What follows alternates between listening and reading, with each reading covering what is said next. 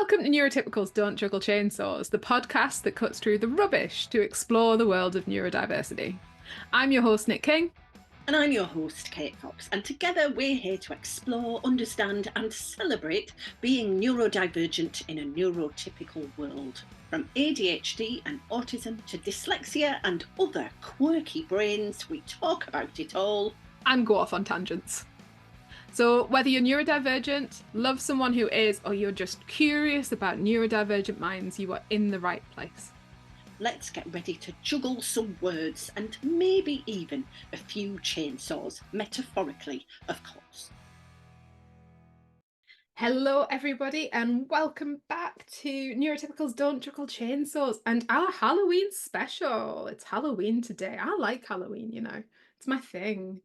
So we're going to do a Halloween special today, and then we have news. We have big news. Ooh, we do. Very exciting news. What is the news, Nick? We are going weekly. Whoa, weekly. I know. Yes, I was a bit weekly is a lot, but actually it turns out it's not a lot, really, because we're very efficient and we have exciting podcasts coming up with our guests.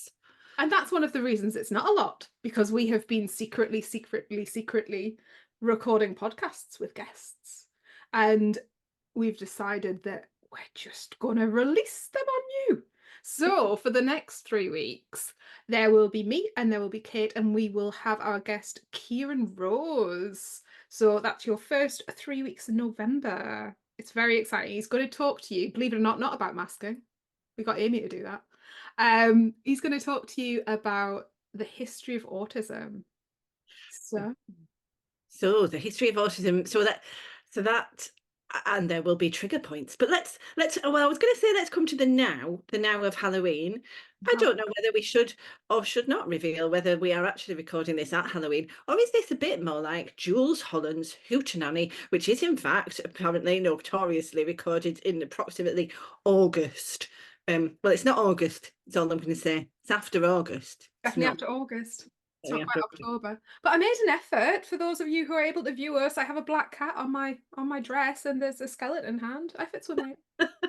I really like Halloween. I'm really into Halloween. What is it? And I do. So I have the impression that a lot of neurodivergent people like Halloween. Actually, I mean, I quite like it. I take it actually more as the pagan festival, to be honest, and I do have that slightly curmudgeonly edge of when I was at school, we simply sang Gobbolino the Witch's Cat and went round to strangers' houses and acquired some sweets, and that was it. And now apparently you need a Hollywood extravaganza on your doorstep to entertain the neighbourhood, otherwise you are nothing. And if you haven't been preparing 6 weeks beforehand for your spooky ball spooktacular, then you have not done it properly. Oh, it turns out I have some quite strong feelings. Sorry. You do. Right, Nick, why do you like Halloween? Okay, personally, why I like Halloween, I like dressing up. I like an element of, like, you know, let's have some pumpkin-backed skeleton-themed clothing. There's something about my repressed 14-year-old goth that gets to come out once a year properly. But for me, and how I explain to other people, is the aspects of Christmas that I really like are like Christmas wear, Christmas jumpers, dressing the house, right? And like doing cozy light things. But you can have all of that, right, at Halloween without the pressure of buying presents, without the pressure of big men in suits when you have children, without the pressure of having to create some sort of crazy meal and some sort of social pressures around having people in your house or not in your house and how you family. None of that exists at Halloween. So I get all my decorating my house, all my dressing up. It's dark, it's cozy, and I like it. Sold. Actually, that has reminded me that so last Halloween I did go a bit more for it than I usually would, and it was the cozy lights aspect that I was very big on. So I've got some lovely pumpkin lights that I must remember to get out again. Oh, and I made my first ever carved pumpkin because my friend grows squashes and pumpkins. In fact, it might have been a squash, not a pumpkin, that I did this with, or a mini pumpkin. There are category blurrings here in the world of the I feel you might non-binary. have had a middle class pumpkin, Kate. You never It know. might have indeed. I think it was. To be fair, my friend is originally working class, but yeah, she does now grow squashes. Anyway, right. So in the past, this would not have been available to quite dyspraxic me. The idea of taking a knife and carving a thing, but I somehow did it, and then had a lovely candle. And so I'm gonna, because if there is a theme in this episode of our podcast, I think the subtext might be why Halloween is potentially quite a neurodivergent friendly festival. Is that what we're kind of saying? Maybe that sounds like we have more than a plan than we do, but we'll go with that. So I'm gonna make a bid for cozy lights Yeah. in the decor. And so you've been saying about the dressing up. Can you say a bit more about dressing up? What is satisfying about that? I think there's something in that it represents sort of like a shift into autumnal clothing for me. You know, we're going into more orange, we're going into more black, we're going into sort of slightly purpley, more darky green, subdued colours. And everybody who like knows and sees me about it, I'm very much a wandering around like a rainbow at all times. But I do, you know, it does sort of it changes into the winter months, and we can absolutely put that within, you know, I mean, obviously we have literal changing of light in the UK and we move from BST to GMT, but that's obviously all within, you know, that recognition of like the days getting shorter and solstices and things like that, which is very important. But it is, I think it sort of just represents that sort of change into sort of like a nice autumny type place. And I like autumn. I like autumn a lot. I almost want to. So I'm going to say coziness, being able to nest or cave, then is quite neurodivergent friendly. What's potentially unfriendly for some of us around the clothing is, and kind of fall in two camps around this. So, on the one hand, I will go through strong clothing phases, and I'm still, to a degree, in my dungaree phase of life, which only started a few years ago. But I don't really, therefore, I do not necessarily want to change my habitual clothing choices in a way that might be uncomfortable to do dressing up. But the dungaree brand that I mostly wear, Run and Fly, sadly not our sponsors, they do a lot of Halloween dungarees now. But then I have the thing of, why would you wear a pair of dungarees you could potentially only wear for a week? I don't understand. We'll have this conversation again in our Christmas special, I'm sure. However, there is a pair with kind of lights on. Oh no, and spider's webs, multicolored spider's webs. And I went through a whole process of, okay, spider's webs are not inherently Halloweeny. There are always spiders. So I conceded and I've got those. Okay, so if Run and Fly aren't going to sponsor it, can I go for Popsy? So, Popsy fans out there who notice that I wear Popsy all the time, I am anyone who goes off to Google, I'm not taking accountability for how much money you're about to spend on that website.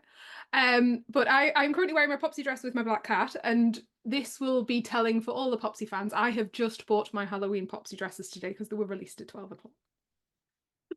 So there we go. There's the date for the Popsy fans out there. And yeah, so my Halloween dressing up doesn't look like necessarily how, you know, we're not thinking tutus and scratchy plastic clothing that you might be able to get off at Amazon. We're definitely thinking Popsy dresses that are Halloween themed. That has just triggered such a visceral memory of some sort of Halloween costume. Now, would it have been a bat? I'm not sure. A bin bag? It was the 80s. Well, yeah, well, no, it was in that case, we were at the posh end. It was definitely a bought costume. Okay. But it's scratchiness and the smell, a smell. Oh, like because it'll be a fire retardant thing. Yeah, Maybe. which is important. And that is not, no wonder I'm a bit reluctant around the dressing up thing. Yes, it is often very Scratchy. comfortable and scratchy and smelly. Smelly. And I think although my little people have worn costumes, because we are now at a level where we are educated neurodivergent parents, I would always put a layer under it. Like Ah, there would be a long sleeved like vest, t-shirt, thermal layer, whatever was appropriate under there, and then stuff on top. But even now, like I think even, 5, 10 more years, there's always been options for like joggers and hoodies with like light up skeletons and stuff on now. It has, that's changing. And I do think if you are getting into the realms of scratchy plasticky type costumes, it's now something that's definitely a choice. It's something that you're choosing to do, rather than like, I jokingly said about bin bags. That was it was the 80s vibe, wasn't it? Have a bin bag and a plastic witch's hat and we're sorted. And now I think we're definitely into like millions and millions, if not more billions of pounds worth of industry around Halloween. exactly, exactly. And actually, okay, so here's another Halloween tradition that I think could either be quite friendly or unfriendly particularly to the autistic among us. So, trick or treat. Yeah. I don't. I live quite rurally, so we don't particularly get trick-or-treaters, specific not en masse anyway. We might even get like 5 tops. More often than not, it's none. And I do dress my house. It is, it shouts, "Come and knock," and we always have stuff in. But just simply because of where we live, it doesn't happen. But I don't tend to take my children either, and never particularly have. I've always gone to much more sort of organized events where they might have like trick or treat doors, you know what I mean? Where like it's part of the event that like Cadbury's or Haribo or somebody has come and sponsored the event, and you go and pretend to knock on the door, and there's an actor kind of thing that comes out. Um, and there's an element as well where, because my children have quite restricted diets, restricted eating, historically, one of them had a very severe milk allergy. Um, I wouldn't put them in a situation where they're off getting random food off random people. No, when you put it like that. No. Although I am And they have requested, they like the idea of doing it, but I think they like the idea of doing it more than they like the reality of doing it. Do you know what I mean? that makes sense. Okay. But and I think there is a lot more clear, at least social thing now, where if somebody has the front of the house dressed or they have a pumpkin out or something like that, that is the invitation to come and knock. Whereas if that's not the case, you're not meant to do that. But I don't know how much that's a lived reality across areas that aren't rural suburbia that I live Yeah, yeah, yeah, yeah. No, that makes sense. And actually, I'm remembering, that the squash that I carved, I in. then put it in my only kitchen utensil that I really use significantly, other than the microwave and the hob and the kettle. Oh, and the toaster. Okay, sorry, I won't go through all my utensils. That's not very exciting. Anyway, but my Tefal Easy Soup. Oh, the Tefal Easy Soup. This big cylinder, and you basically bung everything in, and after half an hour, you've got soup. Is And this because you made pumpkin or squash soup? Is this where we're going? oh yes, sorry, Right, yes. good. Diverted by the joy of the soup maker there. Yes, I did. I made squash soup and I was very happy about that. Very happy indeed. Okay. Other aspects of Halloween. Can I say I think just the quirky edginess, if I can say that, in the non-completely commercial version of Halloween is, in my experience observing other neurodivergent families particularly, there's something that connects and draws, that's a bit less, and maybe this is just people I know. Is this a big generalization? Christmas is Yeah, maybe. If we go back, because I don't think we all were, but I know you were, and I know quite a lot of the people I know were, but we used to be the sort of the alternative kids, and then I mean, I'm a little bit younger than you, but we definitely had a moment around the Craft film, for those of us who are over 40, darlings.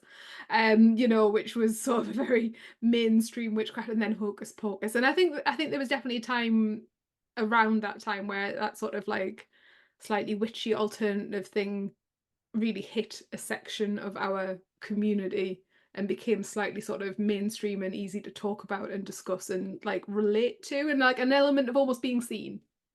Yes, and therefore also this wasn't my thing, but I'm going to say so Buffy the Vampire Slayer, big thing among the neurodivergents. I did absolutely love books like The Changeover by Margaret May growing up. That's an 80s childhood. And Diana Wynne Jones books. We don't want to talk about Harry Potter anymore. We Boo. do not. Rolling. But that was, and then It was a thing at a time. Yeah. it was the thing at the time. Um, and yeah, a kind of, well, to the figure of the witch, which we could talk about historically. The idea of Sorry, I was just about to say, do you think it's a slightly northern experience because a lot of the historic witch trials were like Yorkshire to Scotland, like they were northern England in a quite predominant way? Do you think ooh, that's a pass down, or do you think that's a huge assumption? I don't know. quite interesting. So my mum, never diagnosed as autistic, but autistic, did she kind of connected, I know, to the Pendle witches. So when we lived in West Yorkshire, you could almost across the hills, very, very far away, see the Pendle Hills. And I know she would note that. And she was not generally someone who pointed out facts or things or curiosities, generally. She was very, everything was internal. But she pointed out that, yeah, the Pendle Witches, and she collected the Unexplained series of magazines, which again was unusual. Oh, and weirdly, so this is very weird. She had a copy of Malus Maleficarum, which is King James's witch finding guide, on the shelves. Again, my mum basically didn't read. Oh. That's an interesting book to have on. Yeah, okay. And I do think that was, so her mum was from Lancashire. I do think there's some ancestral Stuff going on thing. there. Yes, and it is also neurodivergent as a thing. Hope you've been enjoying the podcast. If you fancy showing your support, you can leave us a little bit of money through the PayPal link on our website, and I will use it to buy a lovely cup of tea and make my life better. I can't speak for Nick. It'll probably be something very worthwhile. You can do that via Neurotypicals Don't Juggle Chainsaws, the website, and it's an easy way to help keep the podcast running. Thank you for being part of our journey. Within that book, do you know what test I'm completely failing? Go on. Failing witch pricking. I'm genuinely sitting here today with, I think, because I've had one iron infusion and one blood test, right? I am currently sitting here with, I think, 8 holes in my arm where they have failed to get a cannula in or failed to get blood out. And that's like with, a medical grade needle and training. And I'm like sitting here thinking, witch pricker's never getting blood out of me. I'm knackered. That is right. It's so good that could there be some sort of thing like Well, for me, top tips. All the bendy autistic people, they can't get blood out of you because your veins are hypermobile and they move hang when on. you put the needle against it. That's the crack, darlings. So has anyone paid that link then academically? I think somebody called Jessica's just trying to start to do it. But I think that's something people don't realize about being hypermobile. It's not just about being able to be bendy on the outside. It's a ligament condition. So you are also bendy on the inside. And if, like, literally there was a nurse this week poking at this vein on my hand going, I can see it moving. I can't get in it. And my veins, they do just go whoosh. So I was like, I'm not passing a witch pricking. Like, I'm not. I'm off to the gallows. I'm not bleeding. It's explained to a few things, really, isn't it? But yeah, and I think there is something, isn't there, about potential neurodivergence in historical witch trials. I mean, obviously we need to do patriarchy and power and can we just take that as a given and park it? Um, but like the idea of, you know, maybe women who were isolated because they couldn't be bothered to take a husband. Yes. Um, or they got rid of a couple of them because they were annoying. Um, Absolutely. Our Mother Shipton, who was in the show I did about Northern women, and actually what she seemed to be, I mean, if she was alive now, maybe Dominic Cummings would be employing her as a futurologist, because she was really good at pattern spotting and yeah. therefore predicting. You know, she was very sharp, very wise. Do you not get that? The "are you psychic" thing? Um, I get that well, regularly. And if it's you've pattern spotted spotting. the pattern, Yeah, yeah. honestly, And, that's it. and a level of anxiety and trauma that makes me think of every possible outcome that is possibly going to happen. And at one point, one of them's right, obviously. So like, yeah, no, I particularly remember when I was young, yeah, because obviously I now just tell people that I'm incredibly good at pattern spotting, that I was regularly accused of being psychic or an old soul. You have been here before. That that one. Yes. Well, and I want to, it's interesting. Do people regularly say, maybe I'm more of a Cassandra figure in that I will privately think, oh, that, and that's going to happen. But Mm. I'm used to not being believed, so I don't say. I would say in general, in my experience, I have met probably an unusually high number of people who work in the field of divination, basically as tarot readers or palm readers, who are neurodivergent. Mm. And I think part of what is happening, and this is this is a whole other topic and we'll come back fully to Halloween, but essentially, if as a neurodivergent person, you know things differently to others, and some of the ways that you know things are via essentially energy reading, really, I would say. You know, you pick up on the vibes, you pick up on the energy. This turns into a sensation or feeling or intuition inside of you, which if you're able to, you can convert into a thought or a knowing. That's only, isn't it? That's kind of basically what psychics are doing, pretty much. Just a different form of knowing, actually, which doesn't seem that mystical to me, but I am aware when you talk about it and it gets all wrapped up in new age stuff, it seems so. So in summary, I would say a lot of things that are seen as otherworldly and inexplicable are just some humans having different ways of knowing stuff. The knowing as well. So obviously a lot of neurodivergent people are self-taught deeply about a subject, you know, like if there was something you're passionately interested in, there's lots of tiny autistic humans out there that teach themselves to read before age 3. And if we're going back historically when women were not traditionally educated, if you could do that for yourself, that it would make you stand out within your immediate community. And then, you know, we've historically talked about being perceived. If you were perceived positively and usefully, you would be embraced. But if you were not perceived positively and usefully, are you going to get blamed for the crop failure or some sort of demon possession? Or, you know, there was a list, there was literally a book, that book. And that was in there, wasn't it? It was. Yeah, that book weirdly my mum had, like, out of no other context, honestly. But yes. Oh, okay, good. So other Halloween things. So we've talked about okay, yeah, you said about dressing the house. So why, so coziness, I'm thinking, but why else? What's going on there? I think I would probably do it differently with or without children. Because my youngest really likes a skeleton. And I have so many, so many. I think there's at least 10. Um, oh yeah, and some of them are life size, some of them are over 4 foot. Honestly, Kate, you should come down.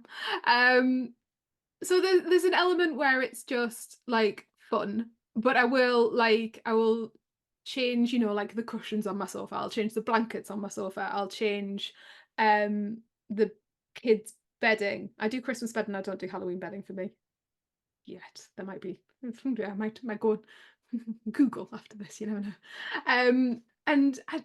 But yeah, lights and coziness, but also like a level of like spookiness. I think my eldest has always really been quite into that sort of that adrenaline junkie, like being slightly scared but knowing that you're safe. So they did their first scare maze at Alton Towers. I think it's 6. Wow. And like they like that, but they also like the control of it. So we're very careful about where we pick to go and do those things. We always go and do a scare maze somewhere. But we're very careful about who we pick. We make sure that it's places that have no mutual no touching rules. I would be quite cautious about like going to some companies where they might not train their staff as well. So I can remember we went up to Alnwick Garden a few years back, and I just recently had COVID. And there was a guy chasing me through Alnwick Garden with a chainsaw, as you do. What? Yeah, like, but you sign up for it, you literally pay for it. Um, and like I hadn't realised how poor my lung condition still was. And I had to turn around to this guy and go, just had COVID, I can't breathe. And like he immediately just went, oh, all right, and wandered off with his chainsaw to go find somebody else. So you've got to make sure, like, as an autistic person, that like, you know, you're checking the events that you're signing up for and you're doing a level of research and you making sure that it's suitable for you, because nobody's making a sensory safe Halloween event. That's not a thing. Oh. Do you know what I mean? That's like, I know I have a very, very good friend who co-runs and owns a Halloween event, and I've had discussions with him about how you could potentially like make it more neurodivergent friendly. But fundamentally, people jumping out of you, loud noises, chainsaws, like worse, isn't neurodivergent friendly. You've either got to be into it, or if you're not, you're not, kind of thing. Do you know what I mean? I don't think there's a middle ground for it particularly. I see what you, yeah. So actually, you've done a lot of upfront thinking and planning to make it work and to balance that enjoying of the scariness but sensory needs. So that is really, because I kind of like the idea of a zombie run, and I nearly signed up for one once, but I decided that it would just overwhelm me with the Go, me and Zed will hold your hand. I would need that. I would need the regulation around, because I would kind of, and actually it's when you said about adrenaline junkies, and again, that makes me think of lots of people that I know, neurodivergent people who really are almost addicted to things like true crime programs and podcasts, and that feels very much about controlled dopamine release, essentially. Whereas for me nowadays, so I basically got far too scared when I was little by scary stories about aliens and watching Poltergeist, and it absolutely would just play on my mind like for weeks afterwards.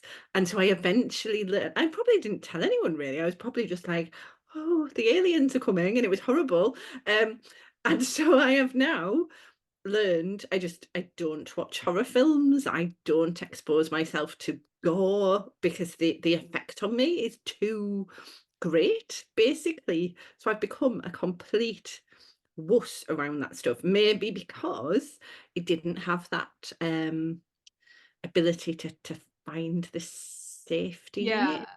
And to regulate for it after. Weirdly enough, I don't really like horror films. I don't watch horror films particularly, but I'm really like, I explore the options for horror mazes like within a 2-hour area. Everything. And we're like, if we're going to like a big city, we would always like go do London Dungeon, Edinburgh Dungeon, or we need more sponsorship on this podcast, don't we? I'm advertising all sorts of people this week. Exactly. Come on, get them tagged. So yeah, London Dungeon, Edinburgh Dungeon, York Dungeon. I like it. Oh, I like a ghost walk in York as well. I've booked the weekend before Halloween to go down to York because I like a York ghost walk. See, and at this, I mean, you are, as a family, as a neurodivergent family, a very active doing things to family, you know, whether it's watching shows, whether it's going and doing these horror movies, ghost walks, etc. And we are doers, but we're not good at being in the house. And the thing is, if you are good at being in the house and you want to be in the house and you want to shut your doors, sit in the dark at Halloween, and literally not decorate and not see anyone, that is just as valid. Like, I only want people to be bringing themselves like joy and comfort and whatever hormonal balance is most suitable for their needs. Indeed, quite. That sounds like a Halloween card. Are the Halloween cards? That'll be the next thing. They're probably, I don't know, do people send cards really anymore? Is that as much of a thing? I see cards for everything, but not, well, I don't send them, so I don't really look either. Yeah. I'm quite bad. We'll discuss cards in the Christmas In the episode. Christmas one. No. Yeah, definitely not. But yeah, so where are you hiding at Halloween? Or have you got like, where is it for you? It's a funny one, actually. I'm just remembering that last Halloween, on the day itself, I had a date, and the date stood me up. Like literally stood me up, and we'd arranged to meet somewhere in Whitley Bay, and I was like, oh, it'll be so full. I mean, it'll just be chaotic, full of Halloween everywhere. And actually, Whitley Bay was dead. Oh. Dead as the prospects for that day. And I think I will do more pumpkin related stuff. I won't hide, but I will read my tarot cards is what I will do, because the veil between the next world and this is thin. I will do that, and I'll light a candle. And actually, every year I do get a bowl of sweets and hope that some trick-or-treaters come, and I now understand why they don't, because there is no external sign in my house that To indicate that should happen. yeah, exactly. So that's why. But yeah, squash soup, cozy lights, that'll do me if I'm not doing anything else. Yeah. In a blankie. And I think that's the thing. I think all experiences to and from Halloween, and however you want to do it, is completely valid. Don't be looking out of your window thinking you have to decorate, you have to get sweets in, you have to do this, that, and the other. Nick made really ridiculous choices quite regularly. Just because I'm doing it doesn't mean anyone else has to. I probably didn't realise till we'd had this conversation how much, because, you know, if you're neurodivergent, probably every decision in some way will be informed by this aspect of your identity, because it is your identity. How much of my stuff, it's not just curmudgeonly, I grew up in the 80s and we were fine with a bag of Cadbury's buttons and a Turnip. plasticky sack. That some of it is around my stuff and what works for me, and for you and your family, you're getting this chance to have a joyous festival of being and expressing yourselves, and that's kind of beautiful to see. But I've honestly picked up so many tips from you just now that I feel like would be so useful for particularly families, actually, who might not think about some of this sensory stuff, and how you don't have to completely be a refusenik. Oh, a refusenik. You're the opposite of a refusenik. You're like a yes-nick. But you can make it work in a way that works for you. Absolutely. And anyway, happy Halloween, everyone, and we hope you have a good day. And yeah, we're very excited to not only go weekly, but to start sharing our guest recordings with you. There's quite a few of them. There's a plan into next year. Kate's even that scared. That's spooky. Not talk about scary things. Oh. Thanks for tuning in to Neurotypicals Don't Juggle Chainsaws. We're so glad you joined us today to explore the fascinating world of neurodivergence with your hosts, me, Nick King. And me, Kate Fox. If our conversation sparked a thought, a question, or even a smile, don't keep it to yourself. Drop us a line at hello@neurotypicalsdon'tjugglechainsaws.co.uk, or visit our website, Neurotypicals Don't Juggle Chainsaws.co.uk to write in. We'd love to hear from you. If you enjoyed today's episode, consider leaving us a 5-star review on your favourite podcast platform. Until next time, keep embracing the unique ways you juggle the chainsaws of life.